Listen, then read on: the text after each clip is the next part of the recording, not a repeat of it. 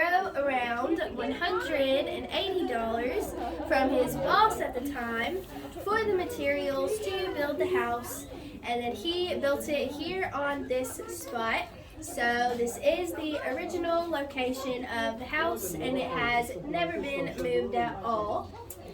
Elvis and his twin brother Jesse were born in this room here in 1935, but Jesse was stillborn. And so Elvis was the only child that Vernon and Gladys Presley had. They only lived in the house for 4 years because Vernon was sent to prison for a few months because he had forged a check. And so there was no way for him to continue paying back the money he had borrowed. And Gladys could not afford to keep up with it on her own either.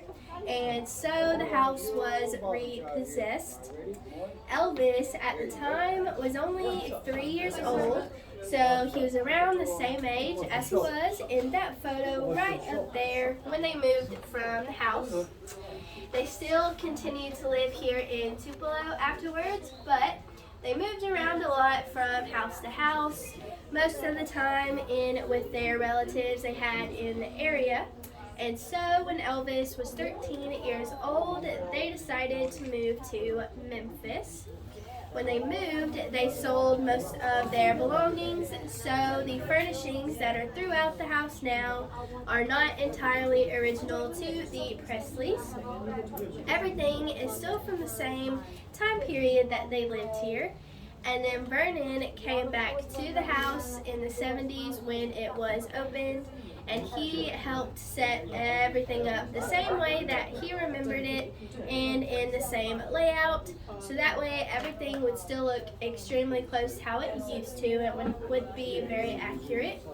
And then the only things in the house that are still original is this fireplace that Vernon built, and then both the stove and icebox over in the kitchen there.